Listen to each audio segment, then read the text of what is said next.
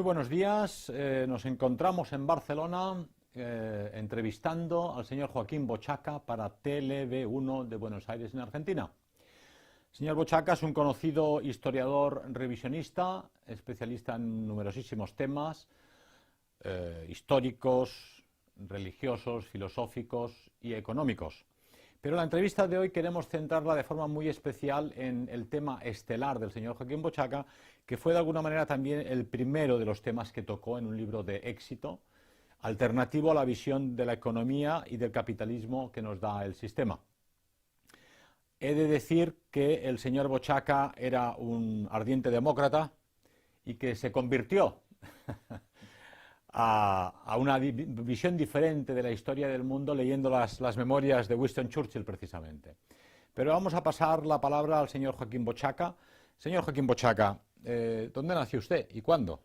Yo nací en Barcelona el 5 de septiembre de 1931. Espera. Ahora, empiezas otra vez. Es complicado, pero es así. Yo nací en Barcelona el día 5 de septiembre de 1931. Poco después de proclamada la República. Nací en la calle Paradís, en el centro histórico de Barcelona, donde viví hasta los 12 años. Luego me trasladé a Madrid por avatares de la Guerra Civil y después ya volví a Barcelona previo una estancia de 6 meses en Inglaterra. Y por razones profesionales, pues he dado unas cuantas vueltas al mundo y para aposentarme ya definitivamente en Barcelona. Muy bien. Usted... Un minuto. Voy a coger el micrófono. Vaya rollo. Usted decidió un buen día escribir libros. ¿Cómo tuvo la idea de investigar un tema como es El enigma capitalista, que es el título de sus primeros libros, creo, y uno de los principales? ¿En qué momento decidió, hay que investigar el tema del capitalismo y quiero escribir un libro? ¿Cambio? Lo hice porque me sorprendió la falta de sorpresa de mucha gente, de la mayoría de la gente.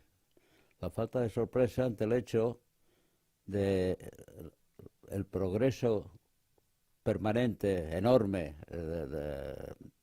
de la tecnología, y a pesar de ello,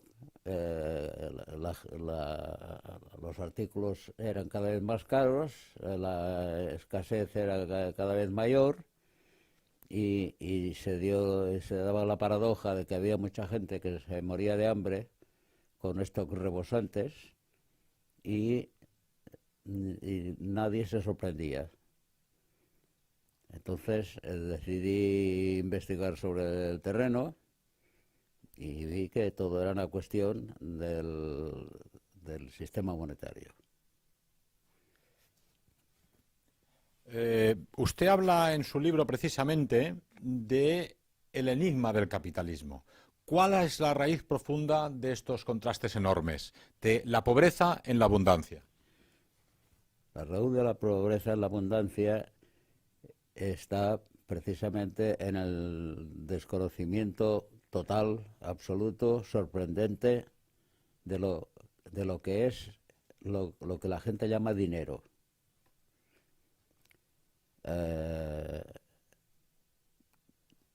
No hace ni 4 días ha salido en el periódico una afirmación según la cual 8 personas, 8 familias del mundo, 8, tienen un capital igual al de la mitad de los 5 o 6 mil millones de habitantes.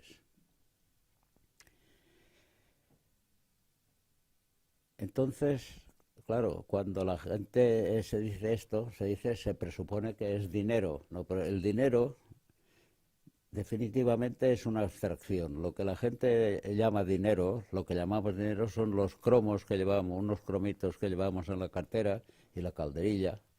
Estos cromitos son calderilla. Hay una secuencia que se ve muy frecuentemente en España, no sé si en Argentina también, que cuando se quiere ilustrar el hecho de que se manda un país, ha mandado por ejemplo a Grecia una cantidad de 20.000, 30.000, es igual millones de dólares, euros o lo que sea, se ve por la televisión una imprenta para la que están saliendo enormes resmas de billetes de 1.000 euros, una cantidad enorme, y al mismo tiempo salen también una catarata de monedas, lo cual supongo yo que es un mensaje subliminal que quiere meter en el cerebro de la gente la idea de que se está mandando este dinero. Si esto fuera así, haría falta no un barco, 10 barcos para llevar todo este dinero, porque claro, no todos son billetes de 1.000, habrá de 500, de 20, etcétera. Bueno, pues esto es para dar la idea de que se ha mandado todo este dinero. En realidad no se ha mandado nada. Todo lo que se ha mandado es un escrito con un bolígrafo en un libro contable. No se ha mandado nada. El dinero que llaman a esto es una abstracción. Lo que vemos de dinero, lo que llaman dinero los billetes y las monedas, esto sí existe, pero junto a lo que llaman masa monetaria, que no es masa porque es un ente abstracto, esto es calderilla. Entonces, un hecho que lo demuestra, yo no sé si ocurre igual en Argentina, pero en España, bancos importantísimos, los dos principales, por ejemplo, el Santander y el Banco de Bilbao y Vizcaya, Argentaria. Va uno al banco y tiene que hacer cola. Hay una cola que a veces llega hasta la calle, porque solo hay un empleado, mejor, una empleada, que las mujeres cobran menos, será absurdo, será injusto, será lo que quieran, cobran menos, una empleada y otro empleado al fondo, porque el banco, que tiene tantísimo dinero, que los accionistas les manda unas cartas diciendo este año el Banco de Vizcaya ha ganado tantos millones, etcétera, pues resulta que a sus empleados, a sus empleaditos, les tiene que dar los cromos, billetes, porque la señora no va a ir a comprar unas manzanas escribiendo un cheque, por ejemplo, ¿no? Y lo que no hay es precisamente este dinero. Entonces el banco tiene pocos empleados porque no tiene lo que la gente llama dinero, lo que llamamos dinero, billetes y calderilla. Tengo aquí un yerno mío, canadiense, vive en Estados Unidos, y dice que todo el mundo paga ya con escritos, con el móvil, con lo que sea, pero los billetes, lo que la gente llama dinero, prácticamente está desapareciendo. Creo que en Dinamarca pronto también va a desaparecer. El dinero no existe. Lo que la gente llama dinero no existe. Todos son símbolos y escritos bancarios. Y por eso mismo es tan difícil, ya no se producen, por ejemplo, atracos a los bancos, porque no vale la pena arriesgar la vida un atracador, porque en los bancos casi es lo que hay calderilla. Esto es lo que una de las cosas que me sorprendió, y me sorprendió sobre todo la falta de sorpresa de la gente, que no comprende que en los bancos antes había, por ejemplo, un banco de aquí, a la esquina, el Banco de Bilbao Vizcaya, tenían 7 empleados, les hablo de ahora 15 años. Ahora hay una empleada y un empleadito, en un banco de una zona bien benestante de Barcelona, y a veces de refuerzo traen una empleada también, porque las mujeres aquí en España, no sé si en Argentina también, cobran menos. Ya digo, será absurdo o lo que sea, pero es así. Y por lo demás, pues ahora los bancos nos escriben unas cartas diciendo este año hemos ganado un 24, como todos son porcentajes, un 24,73% más que el año anterior. Pero vas al banco y allí todo el mundo haciendo cola. Así es. Usted habla en su libro del tema de la creación del dinero deuda. Es un concepto complicado para entender al público de la calle, ¿no? Es decir, que se crea dinero dando créditos, un dinero inexistente. ¿A qué se refiere usted cuando habla del dinero deuda? Me refiero precisamente al crédito. Crédito es una palabra que procede del latín credo, credis, credere, creer. Y en la base de toda estafa está una creencia, creer. La gente cree lo que le gusta creerse. El crédito arranca es un procedimiento muy sencillo. Vamos a ver la génesis de esto. El banco en un principio servía para custodiar los ahorros de la gente. Y luego también podía ayudar a alguien que tenía una idea y quería crear un comercio, un negocio, pedía dinero al banco prestado para desarrollar su negocio y luego devolvía el dinero al banco más intereses.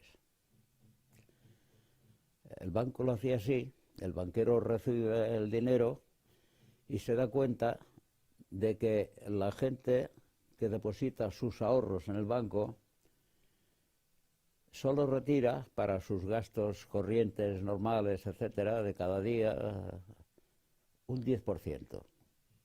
Entonces el banquero actúa por pasiva y dice, si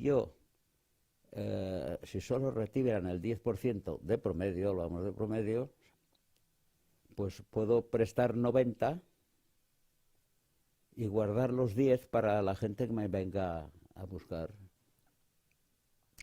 Vamos a suponer, por hacer números redondos, que a la gente que me deja el dinero yo le doy de intereses un 5%. Ahora yo guardo el 10% de este dinero y el otro 90% lo presto a diversas personas. Lo presto al 10%. Si esta persona, por ejemplo, ha ahorrado o tiene en depósito 1.000 pesetas, 1.000 euros, lo que quiera, 1.000, pues puede prestar 9.000 en la convencimiento de que los otros se lo irán devolviendo y él irá prestando, etcétera, etcétera. Estos 9.000 a un 10% le producen un beneficio de 900. Y estos 1.000 que él tiene depositados, pues le cuestan al 5% 50. O sea que con el dinero de los demás tendrá que pagar 50 y recibirá 900. 900 dividido por 50 son 18 veces. O sea que él ha ganado un 1.800% con el dinero de los demás. Y esto es un escándalo.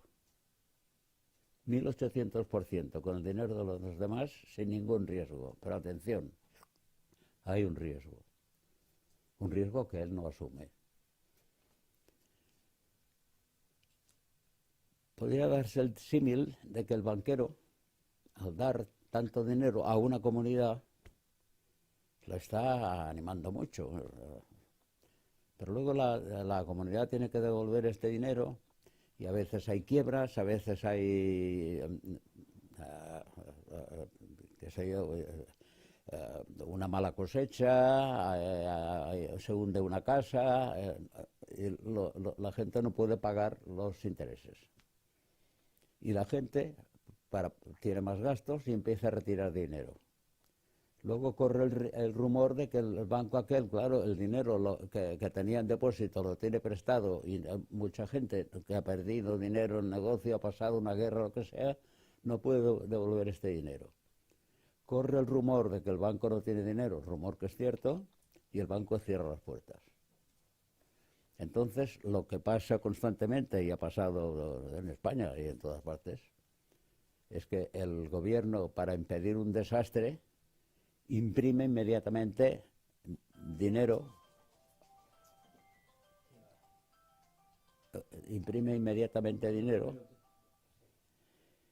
eh, con lo cual se devalúa, porque cuanto más dinero hay para la misma mercancía, pues este dinero se ha devaluado. Y él salva al banquero, que es el que ha tomado los riesgos. Esto, para empezar, un negocio de 1800% es un escándalo. El banquero, en realidad, ha actuado como un monedero falso porque ha creado un dinero que él no tenía. Y esta es la génesis en números escuetamente de lo que representa la actividad bancaria. Muy bien, el otro de los temas que toca usted en sus libros es el hecho de que la emisión de dinero se encuentra en realidad, según afirma usted, en manos privadas. Es decir, Estados Unidos no emite el control de los dólares, sino que una entidad privada, llamada la Reserva Federal o Federal Reserve, emite el dinero. Y entonces el Estado norteamericano se endeuda constantemente con esta entidad privada, lo cual parece ilógico. ¿Cómo se explica que los estados no emitan el dinero de sus propios países y pidan prestado ese dinero a entidades privadas? De acuerdo con el caso concreto de Estados Unidos. De acuerdo con la Constitución de Estados Unidos, el Estado emite el dinero y lo emite, como es lógico, de acuerdo con el Producto Interior Bruto, con lo que se va produciendo y lo que necesita la gente. Pero hasta Lincoln era así. Y luego a Lincoln le convencieron, no se sabe cómo, tal vez pegándole un tiro, que es lo que sucedió, de que el dinero tenía que estar en entidades privadas. Y el día 13 de diciembre, de ahí debe venir el malfario del número este 13, el 13 de diciembre del año 1913, cuando los representantes o diputados de Estados Unidos habían ido de vacaciones de Navidad, el mismo día, un banquero de Europa, Otto Warburg, presentó una moción para la creación de un banco de la Reserva Federal que emitiría el dinero y sería una entidad privada. No había quórum, no había suficientes parlamentarios. No obstante, de acuerdo con una ley que preveía que el presidente, en un caso excepcional, aunque no haya quórum, puede autorizar una autorización con menos de un 10% de representantes presentes en la Cámara, se autorizó la creación del Banco de la Reserva Federal, que tendría 12 sucursales en todo el territorio de los Estados Unidos, y este banco crearía el dinero para los Estados Unidos. Entonces, el presidente Wilson, el presidente Lincoln quiso oponerse y casualmente le pegaron un tiro. El presidente Kennedy llegó a emitir al mismo tiempo que el Banco de la Reserva Federal, al mismo tiempo, dólares que lo llaman Kennedy Bills, que todavía existían algunos, y claro, entre que quiso emitir moneda y emitió moneda, quiso terminar con la guerra del Vietnam, quiso terminar con la agresión de Israel a Palestina, y naturalmente le tenían que pegar un tiro, evidentemente. El presidente Reagan el actor de cine, también insinuó algo de que también el gobierno puede emitir dinero, etcétera, y también tuvo un accidente, pero tuvo suerte. Y entonces cambió completamente de idea. Y ya no se ha hablado más de que el Estado emita dinero. Una de las cosas que me sorprende, otra vez, que la gente no se sorprenda de que todos los estados del mundo están endeudados. Y preguntas, si todo el mundo está endeudado, ¿quién es el acreedor? Como no sean los marcianitos, ¿verdad? Pues claro, la ignorancia sobre el tema dinero de la gente es tan enorme que estas preguntas elementales no se hacen. Es evidente que, claro, si todos están endeudados, ¿quién es el acreedor? Estados Unidos está endeudado hasta las cejas. España no digamos, y a todos. Por tanto, debía decir, bueno, endeudados a la banca, pero si las bancas, cuando viene un pequeño desastre, de un rumor de que las cosas van mal, se hunden. Otro milagro, por ejemplo, de la moderna economía, finanza. Hará cuestión de 2 meses, hubo un bajón de la bolsa porque el precio del petróleo era demasiado bajo, lo cual debía ser una bendición. Pues no es para la industria. Pues no, señor. Como el precio es demasiado bajo, la banca baja, se hunde. Se arregló un poco, pero ahora que el precio es muy caro, otra vez ha vuelto a bajar. O sea que las explicaciones que dan, como el endeudamiento de todo el mundo, como todos los avatares que se producen en la moderna economía, son de explicaciones que no explican nada, y la gente parece que dice está de acuerdo porque queda mal negarse, pero la situación es así. Bien, continuando con nuestra entrevista con el señor Bochaca, la pregunta decisiva a estos temas: se ha impuesto el dinero crediticio, se ha impuesto el dinero deuda. La emisión de dinero no depende de los estados, sino de entidades particulares, y todos los países del mundo están endeudados a un ente misterioso. ¿Por qué se produce esto y a quién interesa esta situación? Esta situación sencillamente le interesa a los capitalistas, al capitalismo. El mundo está endeudado porque el dinero real, no la calderilla, el dinero lo emiten entidades privadas, y estas entidades privadas tienen interés en que esto sea así. El capitalismo, en realidad, yo haría alusión a la famosa profecía de Heinrich Heine, el poeta,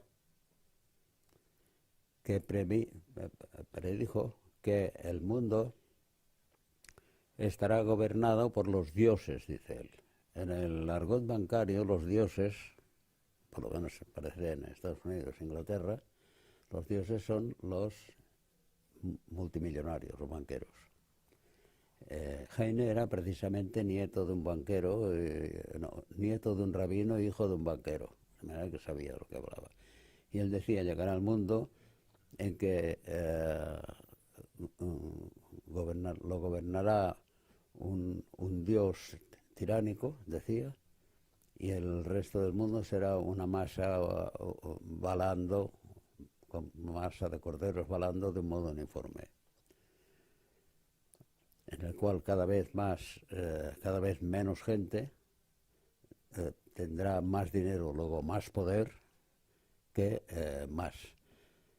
Ahora ha salido hace poco en la prensa la noticia de que 8 personas o entidades bancarias tienen tanto dinero como más de media humanidad.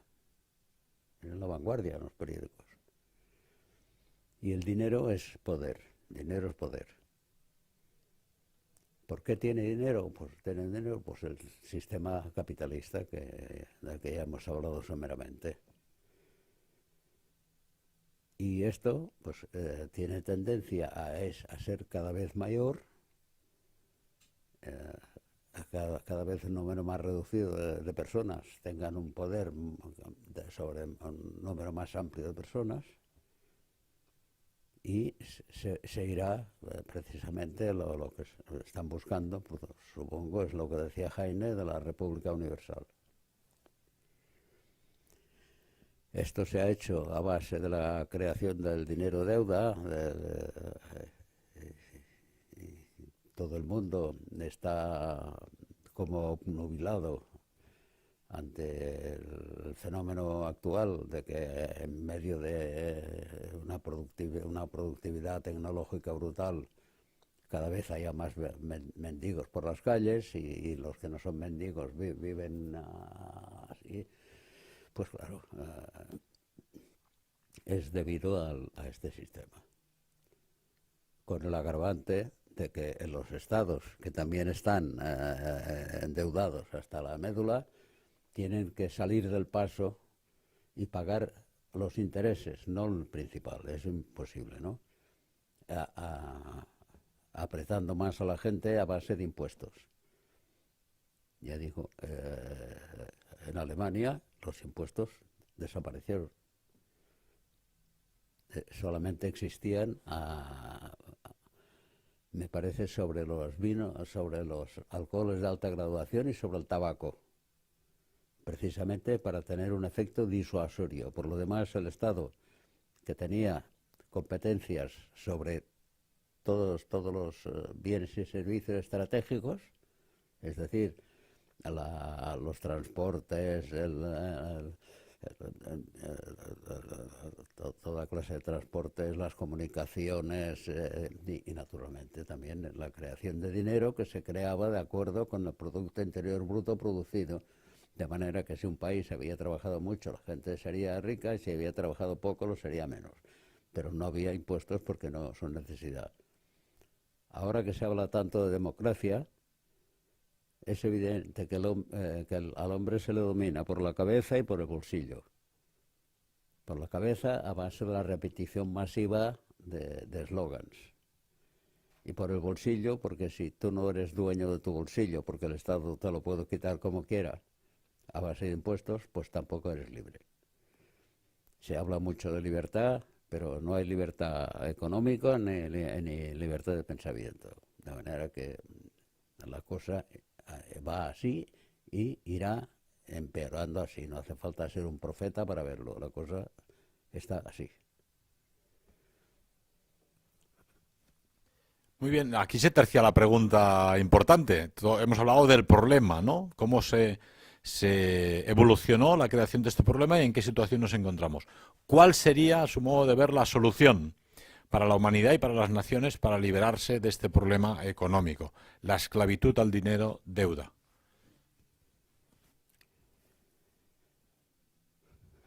La solución es sencillísima y dificilísima. Difícil de llevar a la práctica, pero sencillísima, muy sencillo. Pues el Estado actúa realmente como un Estado, y si actúa como un Estado, no pasará que hoy los señores, como me ha pasado esta mañana, los señores de la compañía de correos, de una de las dos que hay, de la Unipostal, hay la Unipostal y la otra hay dos, ya no, el Estado ya no lo hace. Pues me han traído tarde un documento que venció ayer y se emitió hace 15 días, pero estaban en huelga. Bueno, no habrán huelgas, porque los funcionarios no se meten en huelgas.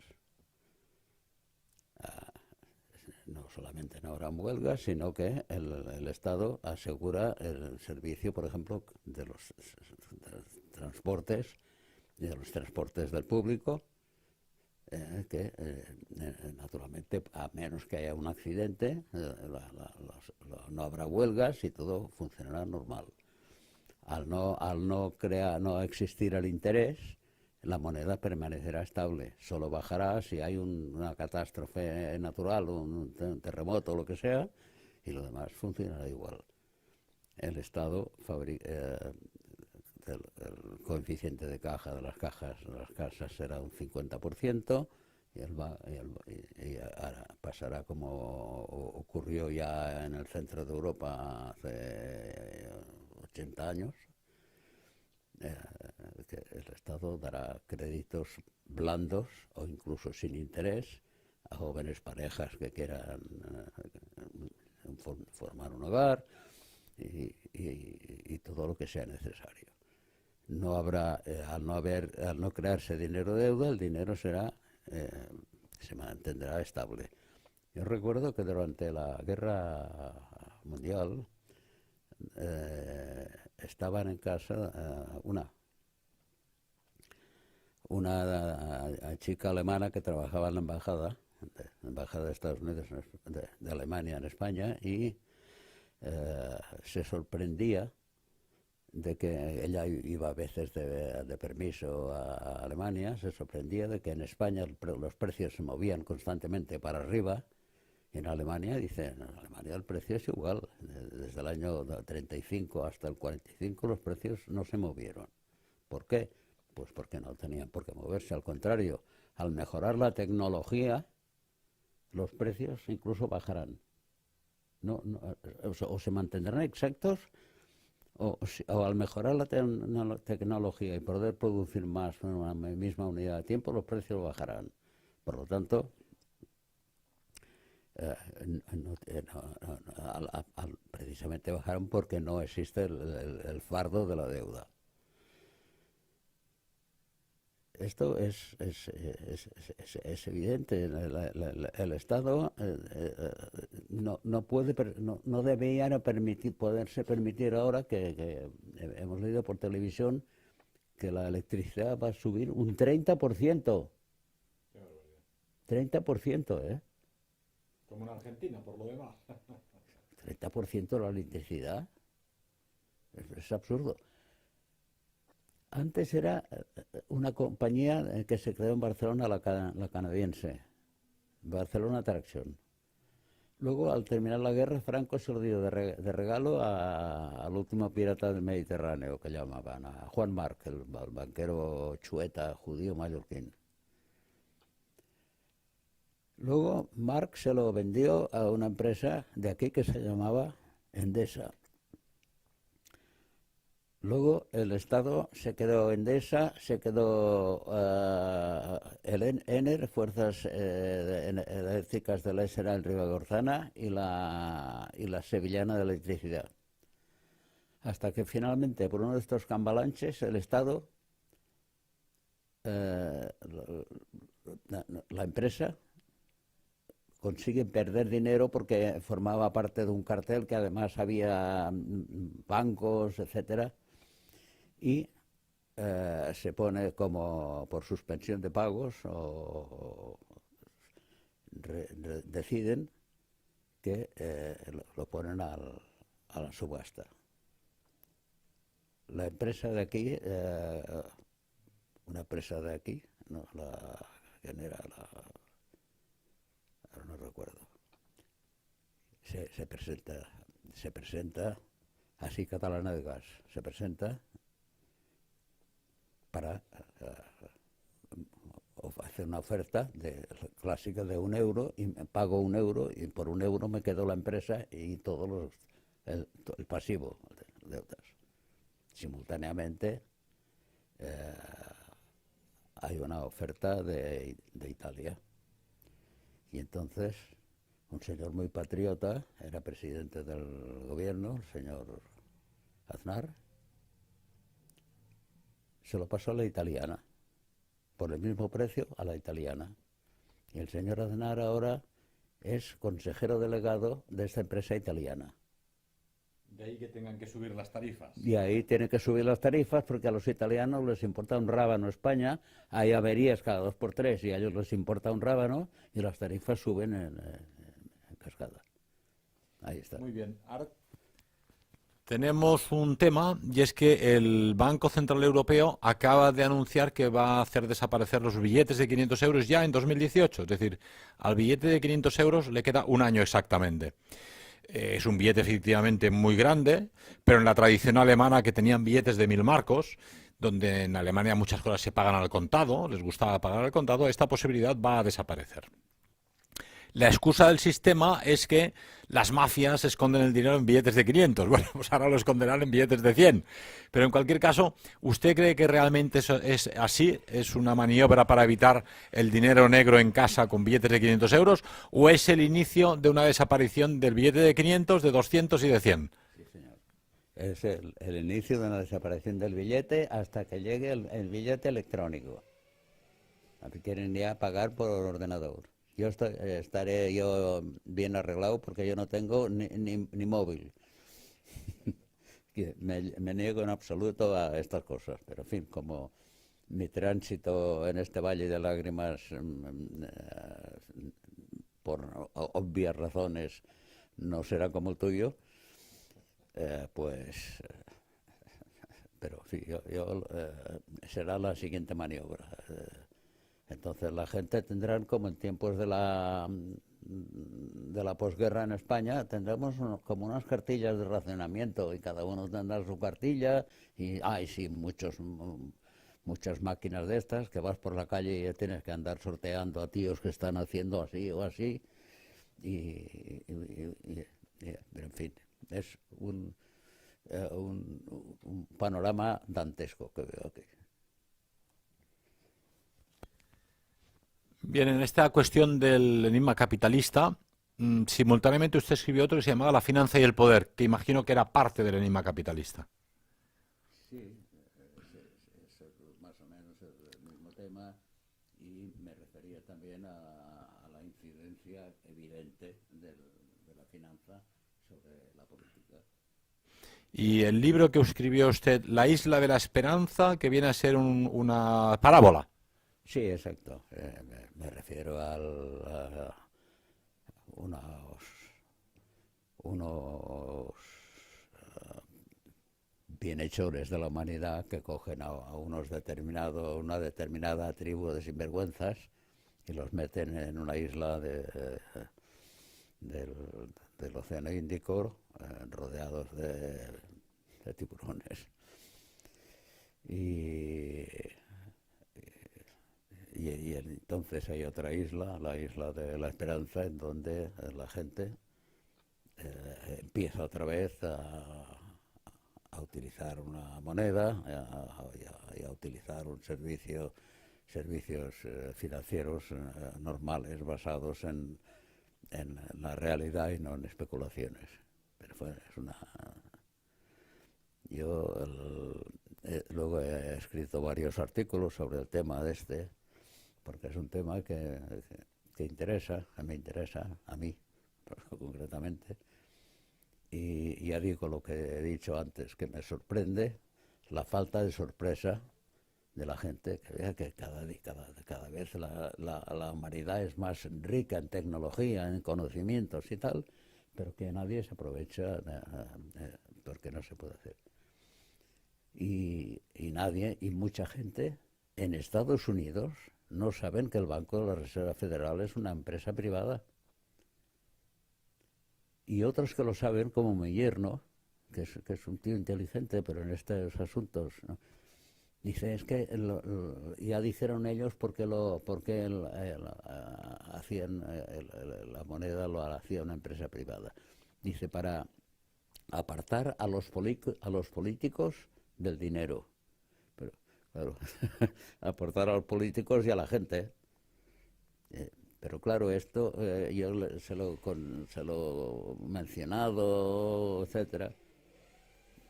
Él estaba leyendo el artículo que me publicaron en portada en el Barnes Review, que está en inglés y él no lo conocía. Dice, yes, that's impossible. Sí, pero es imposible. This is theoretical. Esto es teórico, me dice lo mío, lo que yo escribí. Bueno, nada. Y la gente, además, son unos unos gandules mentales. No, no les hagas pensar mucho, no vengas, esto es así y ya está, bastantes problemas tengo.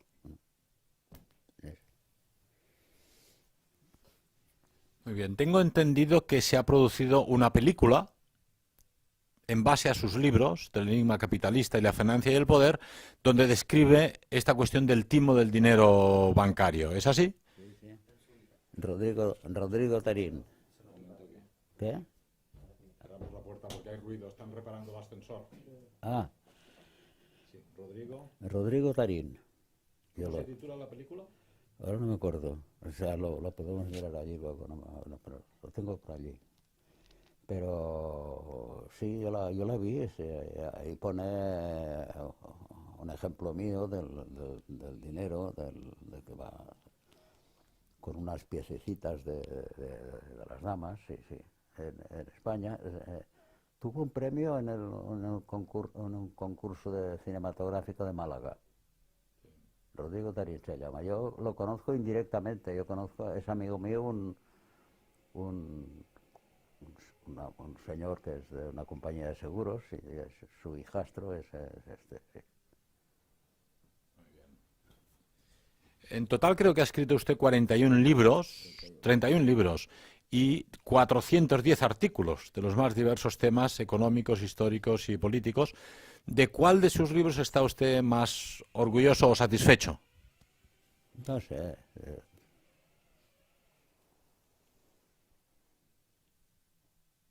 Tal vez los crímenes de los buenos, lo pasé bomba escribiendo eso.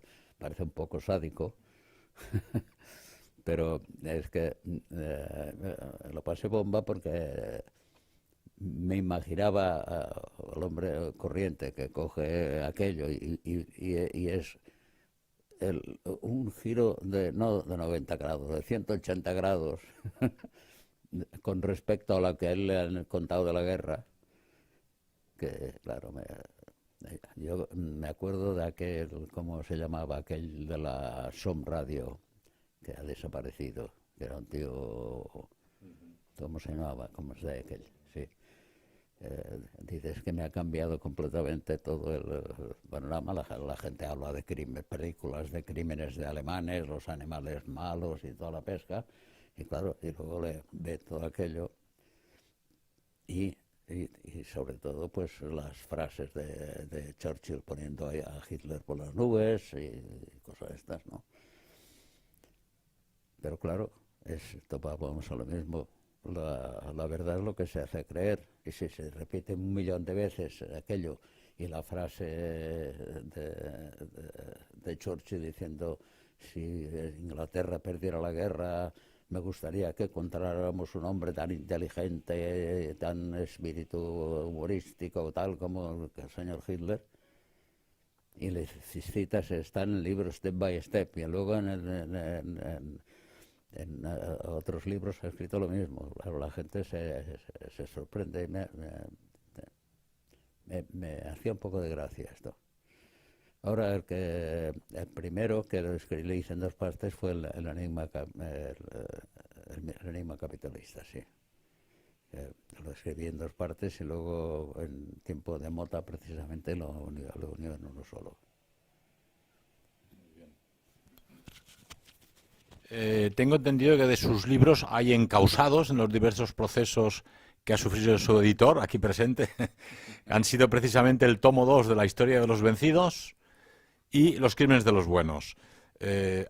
¿A qué cree usted que es debido que estos 2 libros hayan quedado prohibidos en España? Bueno, la verdad es que no sabía que estuvieran encausados. Encausados estuvo. Sí. ¿Pero el autor también? No, el autor no, los libros están prohibidos. Ah, bueno, pero los libros... Es que me gustaría que me explicaran concretamente qué pasajes son delictivos. Porque para estar prohibido un libro tiene que ser delictivo. No basta con que no estén de acuerdo con el contenido. Tengo que no sé, de haber cometido un fraude o un insulto a alguien. ¿Usted lo sabe? Sí, bueno, en general buscan todas aquellas frases que son críticas con los judíos. Pues entonces tiene que condenar a mucha gente, desde los reyes católicos hasta todos los estadistas que han habido, que han sido más que críticos, los han sancionado, pero en fin, no sé, yo no sé. Los crímenes de los buenos, ¿y cuál otro?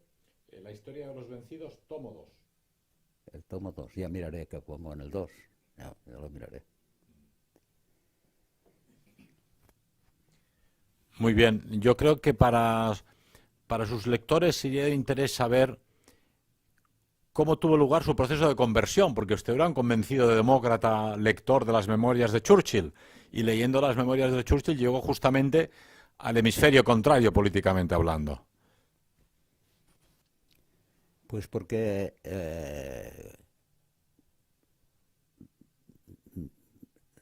el hombre se contradice.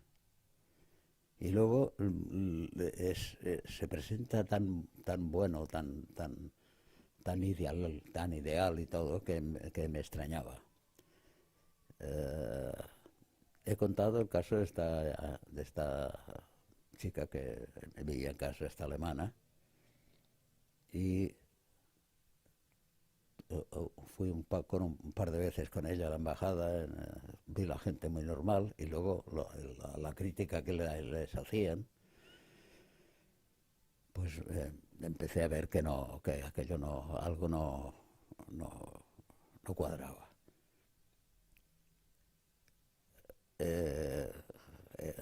Otra cosa es que la prensa española de Franco en aquella época era más alemana que los alemanes, germanófila. Y luego inmediatamente, al perder la guerra, todo cambia, los crímenes, las cámaras de gas, etcétera. Y yo cuando luego presentarlos tan malos, y las películas tan malas, pues empecé a mirar.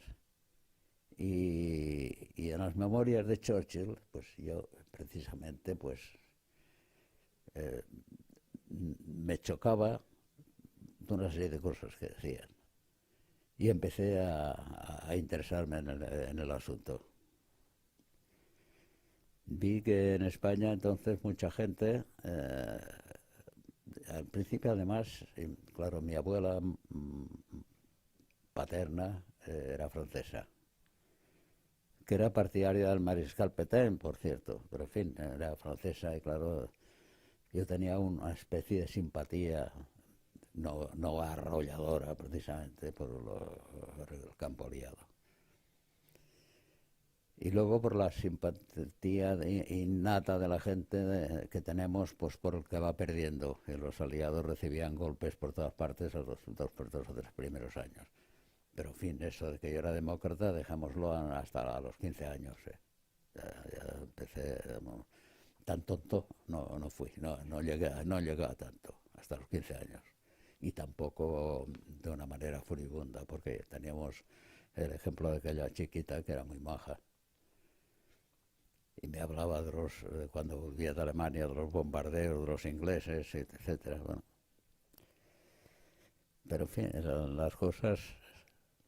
Por mucho que tenga uno simpatías en la vida para uno o para otro, etcétera, por encima de todo tiene que estar un poco de objetividad. Y así vamos evolucionando. Muy bien, escribió usted un libro titulado El Diccionario de los Malditos, con una innumerable cantidad de personalidades, historiadores, intelectuales que han sido perseguidos e incluso condenados por su forma de ver las cosas. ¿Cómo es posible que se dé en el Occidente actual una condena semejante? Es para ti.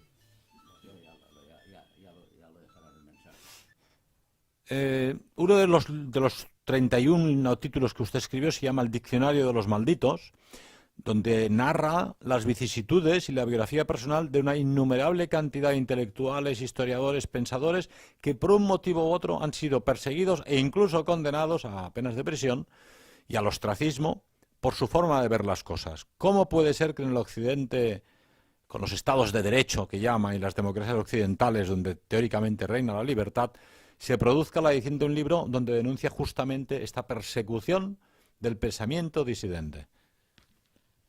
Pues se produjo, pues me parece que lo editaste tú, ¿no?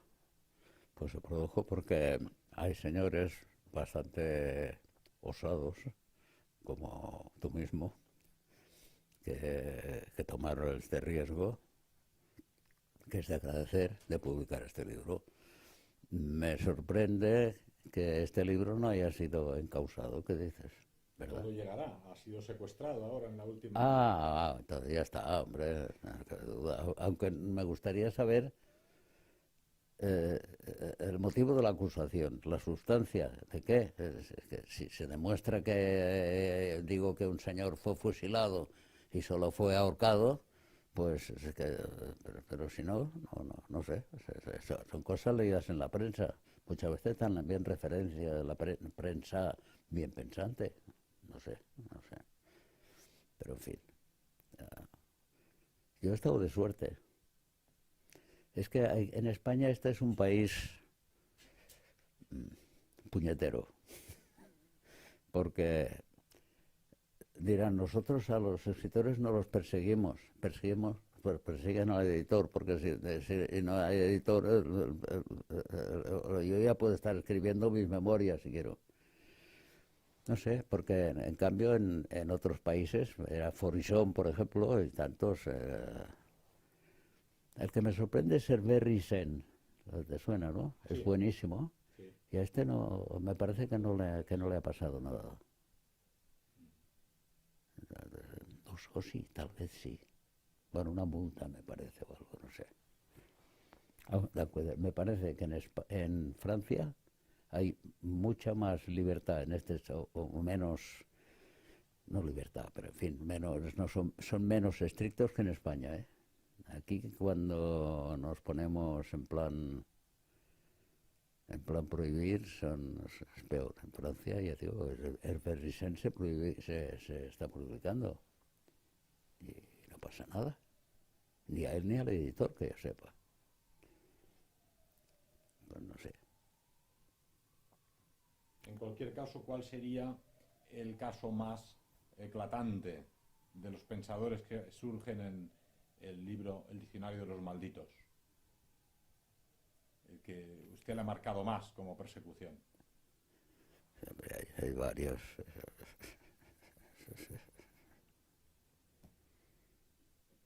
No sé si está en el libro, pero hombre, el caso flagrante es el de Kennedy. Es claro, yo no sé si este chico le contaron las verdades elementales de la vida, pero metió los pies en el jardín del Edén del sionismo. Vamos a ver, el dinero de los Estados Unidos se emite en los Estados Unidos. La guerra de Vietnam se tiene que terminar. Qué sé yo, ¿qué más? Sí, a Israel que se retire de Cisjordania. Claro, es que le tenían que pegar un tiro, era evidente. Ese es uno de los casos muy grandes, pero ha habido muchos casos, hombre. La gente parece que no entiende. Ahora mismo, eso de Rita Barberá, el caso de Rita Barberá, es rarísimo, a mi juicio. Murió con una oportunidad tremenda. Pero es que yo no sé dónde fue que lo dije, no sé si fue en Devenir o en casa o en la librería, pero hubieron cinco casos de un fiscal que seguía casos del caso de Gürtel en La Coruña, que cayó con la moto por un terraplén, otro, ¿quién más? Un juez también de Lugo que también murió repentinamente en casa de una hermana, como la Barberá. Hay 5 casos. Claro que puede ser casualidad, pero mucha casualidad, ¿eh? Mi yerno ha traído de Inglaterra en estos Facebooks, en estas cosas, también una repetición de una serie de individuos que estaban contra la Clinton, y también han tenido accidentes, cosas, se han descubierto oportunamente trapos sucios, etcétera. Y ahora, en el caso este, mi yerno me certifica algo de lo que yo ya dije antes, que cuando critican tanto a Trump, algo bueno, bastante bueno debe tener. Y has visto que ahora se mete con la Merkel, ¿sabes por qué, no? Porque la Merkel le critica que deje entrar a tanto inmigrante de Asia. Y claro, esto los bien pensantes, uy. También ha dicho que ya basta de mexicanos porque muchos, el gran capitalismo americano se ha metido contra Trump. Porque claro, los mexicanos son mano de obra barata. Están encantados la gente de que no está gente, ¿no? Y en Estados Unidos tiene el paro porque viene mano de obra barata. Yo antes iba con mi yerno y mi hija por aquí por la calle y vi a una serie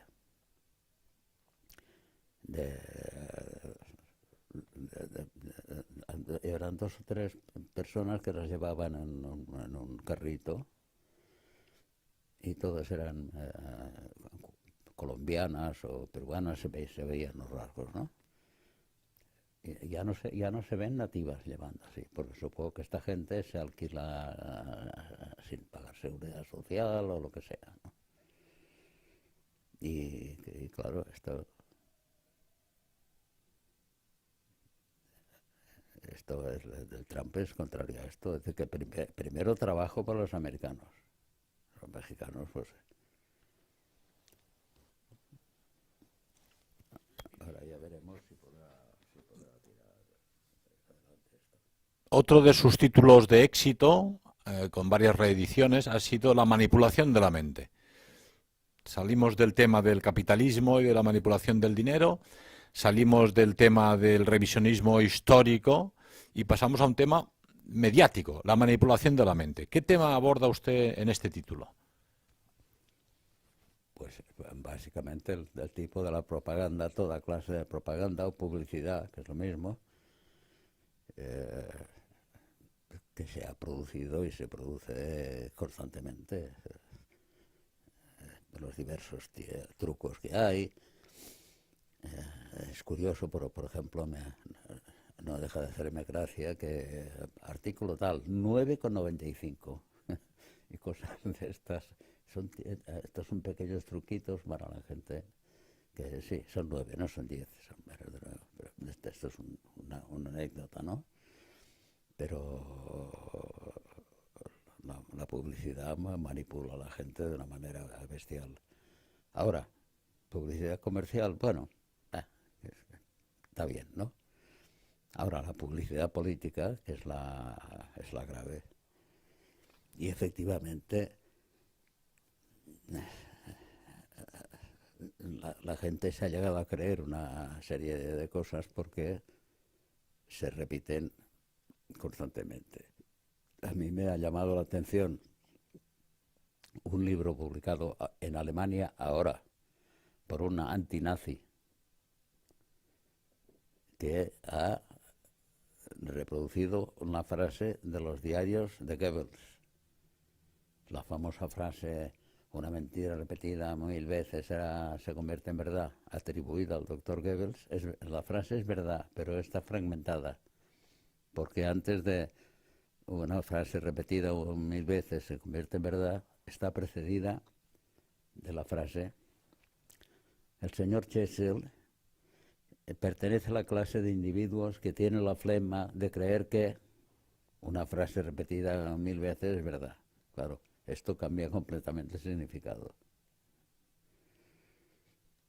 Hay frases que se han tergiversado de una manera brutal, ya está de Goebbels. Otra cosa que ya es Vox Populi. Cuando le preguntaron a Picasso sobre el libro Guernica, dice, un alemán le preguntó, ¿usted ha hecho esto? Y el Picasso le contesta, no, esto lo han hecho ustedes. Bueno, pues resulta que ya durante la Guerra Civil un militar inglés afectado al cuartel general de Franco, al entrar en Guernica las tropas llamadas nacionales, pues vio que allí no había los cráteres que las bombas aéreas crean en el suelo. Luego, esto demuestra que fue hecho un bombardeo de artillería, y efectivamente se ha reconocido que también la escuadrilla von Richthofen, que tenía la misión efectivamente de bombardear la fábrica de armas que hay en Guernica, al llegar allí el parte decía que se encontraron la ciudad en llamas. Era la táctica de la tierra quemada de los republicanos, que destruyendo todo aquello. Pero ha quedado ya como Guernica, y ya lo sabes tú, que fue Pilar del Castillo, se llamaba Esther del Castillo, del notariado vasco, que vio el parte diciendo que no pudieron llevarlo a cabo, pero ya ha quedado como que ya quedará por los siglos de los siglos, que fue hecho por la aviación alemana. Sí.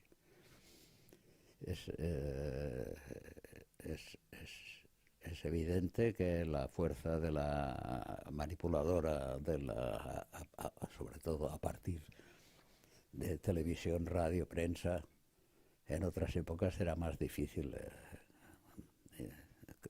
manipular a la gente. También era posible, pero ahora es tremendo. Muy bien. El libro quizá más famoso de todos los que usted ha escrito ha sido, sin lugar a dudas, El mito de los 6 millones, que se publicó por vez primera en 1978, es decir, hace ahora ya prácticamente 40 años, con constantes ampliaciones, mejoras. La edición actual, secuestrada recientemente por la policía política en Cataluña, ocupa el doble de espacio, el doble de capítulos y de páginas que la primera. ¿Qué le llevó a dudar realmente de este tema, que parece aceptado mundialmente como un dogma religioso? ¿Y qué argumentos son los que ha ido ampliando en las nuevas ediciones sobre esta cuestión?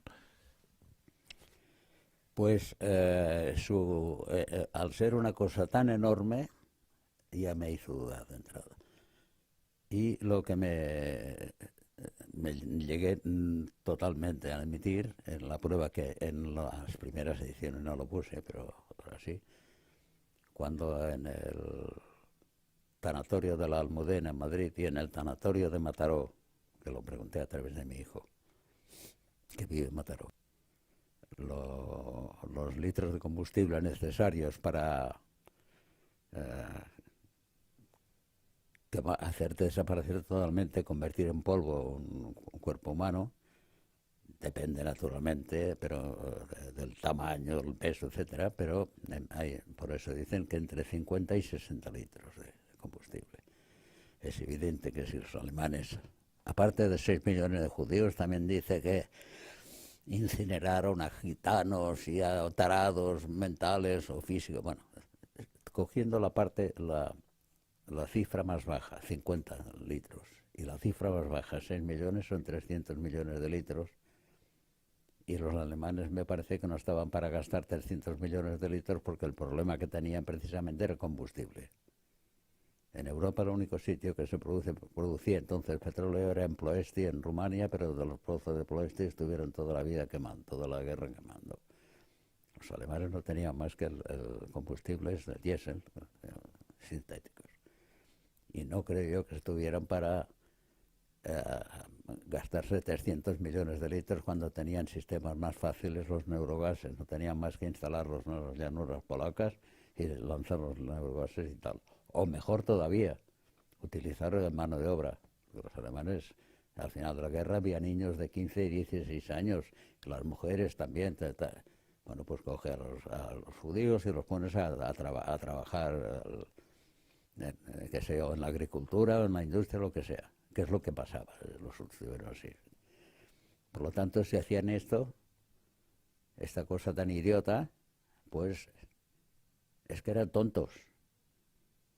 Y siendo tontos, una coalición mundial que les triplicaba lo menos el número, tardó 6 años en ganarles, en vencerles, pues llegó a la conclusión de que los Churchill, los Roosevelt, los de Gaulle, todos eran de estúpidos, tontos de baba. No puede ser. Es imposible, la magnitud. Ahora, ¿por qué se ha hecho creer? Porque se ha repetido millones de veces, sí, pero es imposible. Es realmente imposible, no puede ser. Que hubieron abusos, seguro. Y al juez Morgan, un juez alemán que condenó a otro, me parece un jefe de campo, por crueldades con los obreros, lo condenó. Y luego a Morgan me parece que no le trataron bien tampoco los aliados, me parece, ¿eh? Me parece. O sea, era imposible. La versión oficial de los 6 millones de muertos, de todo esto, es imposible. Es una exageración brutal. En cambio, ahora ha habido un gesto civilino de Obama que ha pedido perdón a Japón por la bomba de Hiroshima. Es un gesto civilino porque el crimen no fue el de Hiroshima, fue el de Nagasaki. Con el de Hiroshima todavía pudieron decir y dijeron que en aquella época la bomba atómica de Hiroshima aceleró el fin de la guerra, salvando muchas vidas de americanos, supongamos. Pero es que con la bomba de Nagasaki el Japón ya había pedido la paz, y la habían obtenido a través del Vaticano y de Suecia. Pero tenían que tirar la bomba de plutonio para ver lo buena que era. La bomba de Nagasaki era la bomba de plutonio. Y vieron que, siendo Nagasaki una ciudad mucho mayor que Hiroshima, mataba a menos gente. Entonces ya lo abandonaron. El perdón lo tenía que pedir por Nagasaki. No dicen nada porque lanzar una bomba atómica después de que el otro ha pedido la paz era demasiado gordo. Muy bien, cambiando de tercio y para demostrar un poco al público la gran variedad de temas que ha tocado usted en su historia como intelectual y como autor, tiene un libro titulado Vivisección, crimen inútil.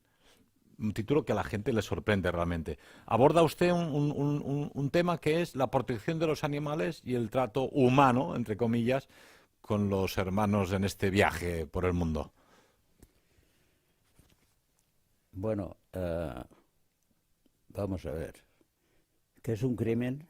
Que se cometen sin fin de bestialidades, no cabe duda. ¿Qué es inútil? No sé, a la vivisección hace más de 100 años que existe y cada vez hay más enfermedades, ¿eh? Esto es un hecho. Otro hecho es que, aunque hay hombres que son peores que ratas, no son ratas. El cuerpo no es una rata. Y se sacan conclusiones sobre cosas que no tienen nada que ver. Porque un determinado, por ejemplo, el caso de la talidomida, habían probado, no sé si con 80.000 bichos, tal vez quede corto, ¿eh? Y bueno, el juicio de la talidomida era 2 años que ha terminado, ha durado 20 años, esto más, con la absolución. Con la absolución de los doctores que hicieron esto. Claro, que puede dar resultado. Sí.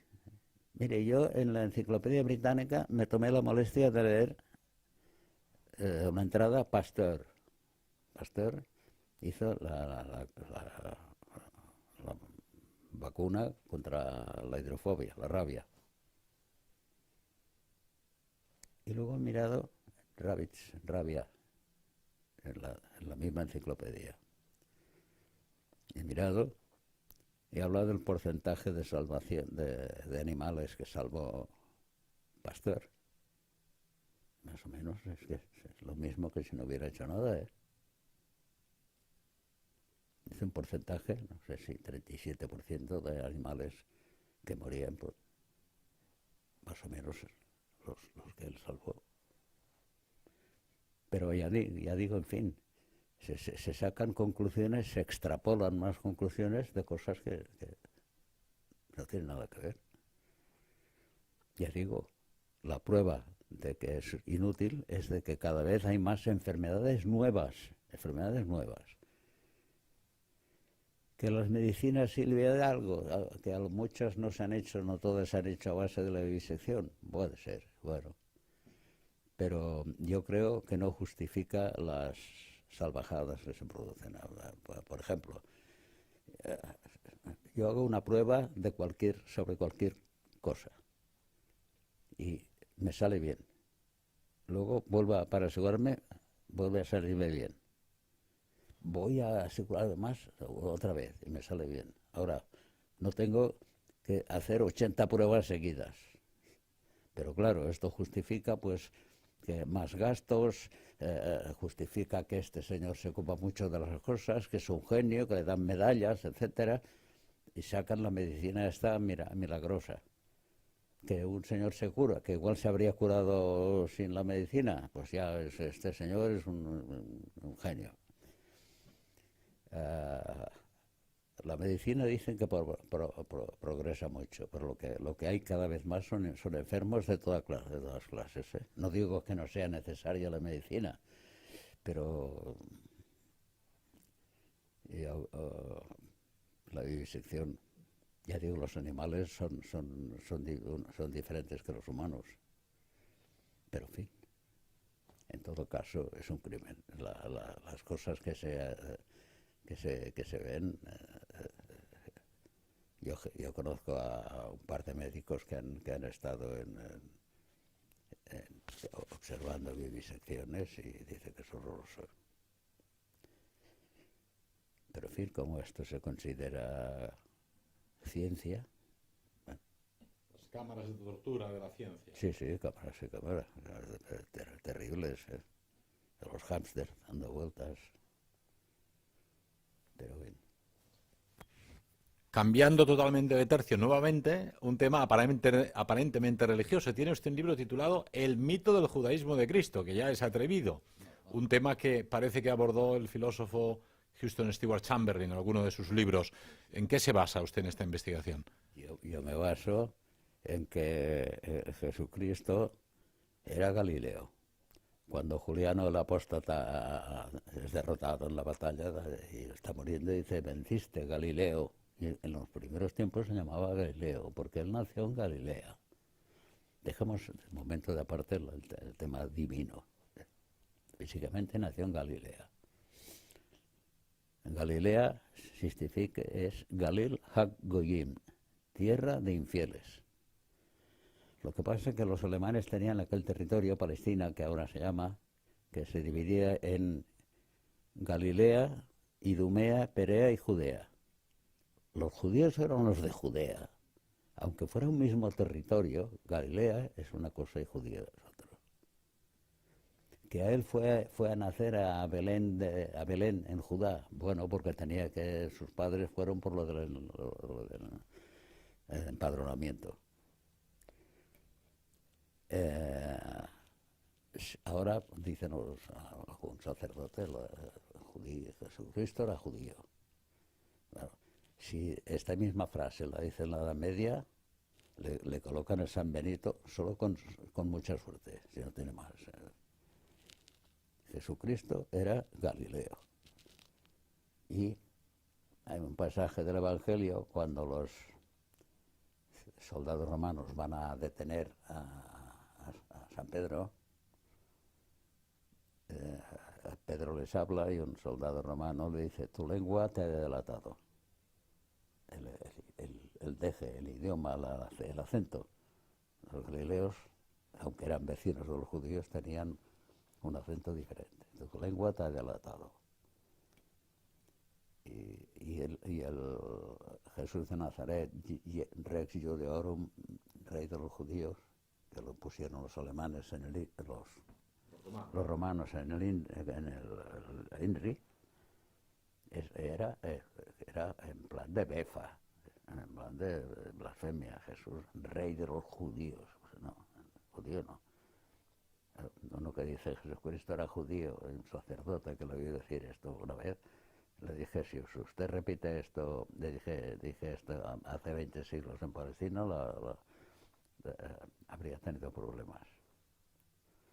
Jesucristo no era judío, pero aunque lo hubiera sido, es igual. Como hacía milagros, podía hacer hasta un judío decente. Muy bien, casi para terminar abordaríamos dos nuevos títulos de usted, que el uno es La dimensión desconocida. Suena a libro prácticamente de magia o de espionaje. ¿A qué se refiere usted con el título La dimensión desconocida? La dimensión desconocida es la fuerza del sionismo. No digo judaísmo, digo sionismo, porque hay incluso sionistas que son, como los llaman, gentiles. Este libro lo edité en Chile, Santiago de Chile, y pongo pues todas las entidades políticas y sociales que están en el top, en la cima del poder mundial. Tanto las relativamente importantes como la ONU, como el grupo Bilderberg, etcétera, ¿no? Y sí, considero oportuno mencionar esto, porque tiene una importancia que yo creo que no se le da, pero el Bilderberg recoge a gente de toda clase de importancia. Hace unos años tuvo lugar aquí en Sitges, aquí al lado. Y aquel día una hija mía vive en Sitges y dice que durante un día o dos estuvieron prácticamente sin transportes, aviones por arriba de la ciudad y todo. Curioso.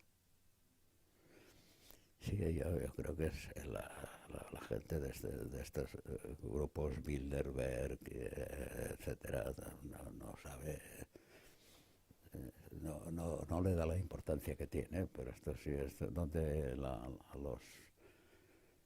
los políticos y hombres prohombres van allí a recoger directivas para su política, diría yo. Creo que casi ha sido el último o penúltimo libro de los que usted ha escrito, El arte de gobernar. En una época donde parece que cunde el desaliento y no sabe uno a dónde mirar, si a la izquierda, si a la derecha, si a los liberales, a los demócratas. ¿Qué mensaje daría usted a la juventud del futuro para que aprendiese el arte de gobernar que usted describe en su libro? Bueno, el arte de gobernar me refiero no, es un arte, la manera de gobernar que hay actualmente, que claro que es todo por hombres interpuestos, porque nadie puede creer, por ejemplo, que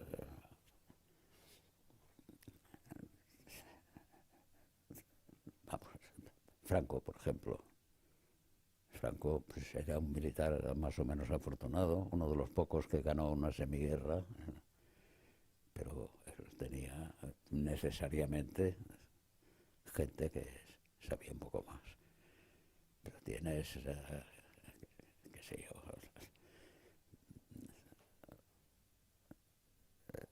este Berlusconi en Italia que ha mandado, este hombre no es un político, este hombre es un hombre de negocios que ha hecho dinero, ¿no? Y hay primeras figuras que evidentemente no gobiernan, tienen a gente que les ha ocupado allí que mandan.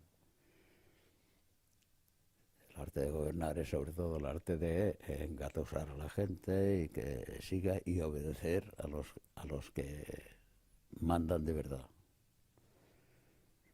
Y los que mandan de verdad son una que ya has oído 20 veces: quien paga manda, si no ha de mandar no paga, no hay pactos con pobres.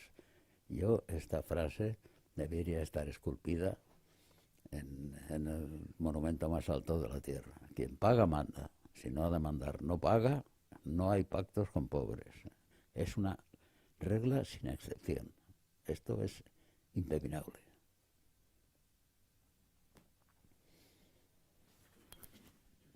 Muy bien, aunque no hemos mencionado ni una tercera parte de todos sus títulos, yo acabaría con, creo que el último, que se llama La Nueva Inquisición. ¿Hasta qué punto puede demostrarse que vivimos en una época donde gobierna o reina una nueva Inquisición? Se puede demostrar, pues, presentando el caso de mi querido amigo don Pedro Varela, que es un caso evidente, y el caso de los libros secuestrados de este humilde servidor, y los que pasa a los que menciono en el libro de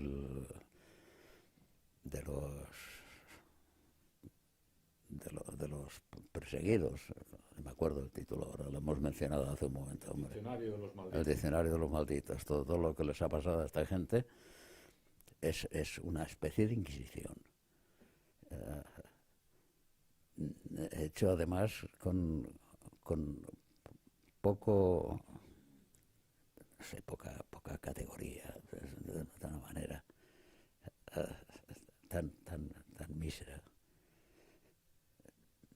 Porque en muchos, yo creo que la idea es evidentemente aterrorizar a la gente, porque no basta, muchos de los perseguidos eran gente que tampoco podía hacer ningún daño, o gente como yo que teníamos de lectores, un 0,00001% en todo el mundo, pero no quieren dejar cabos sueltos. Son así. Es una auténtica inquisición. Yo en la Inquisición daba la alternativa de, bueno, usted rectifica o tal, y aquí mucha gente no tiene alternativa. Muchos de los sancionados no tienen alternativa. Y esto es la nueva Inquisición. Muy bien, abandonando el tema de sus libros, vamos a tocar solo un artículo de los 410 que ha escrito usted, del año 78, que usted titulaba Las catacumbas, y que desde alguna forma sigue siendo de absoluta actualidad. ¿Qué mensaje da usted a las generaciones del futuro y por qué les recomienda Las catacumbas? Les recomiendo Las catacumbas para sobrevivir, que es el primer mandamiento de los políticos. Sobrevivir. Que les diría que no capitulen, pero que tampoco se expongan innecesariamente en esta época. Que no capitulen, que no se enfrenten directamente. El humor es un excelente sistema, porque suaviza las cosas. Y bueno, y sobre todo leer entre líneas es importante. Aprender a leer entre líneas las cosas que se dicen es muy importante. Y por todo lo demás, pues yo no tengo otra cosa que decir más que sepan leer. Sepan leer porque y que aprendan a sumar 2 y 2 y que no se traguen casi nada de lo que digan, que pongan todo en cuarentena y esto es todo lo que tengo que decirles. Y mucha suerte, y yo creo que nos saldremos con la nuestra, pero después de desastres sin parar. Y pasarán muchos años. Por supuesto que yo no lo veré, tú tampoco, ¿eh? Tú tampoco. Muchas gracias, señor Bochaca. Queridos televidentes de TLV1, esperamos haber podido ofrecer un repaso por la obra magistral de Joaquín Bochaca, de Barcelona, autor de 31 libros y 410 artículos, al margen de centenares de conferencias, que han servido para esclarecer el mundo y para poner un faro en la mar, en un mar tormentoso, que sigue iluminando a las nuevas generaciones cuál es el camino que vamos y tenemos que seguir. Gracias por la atención.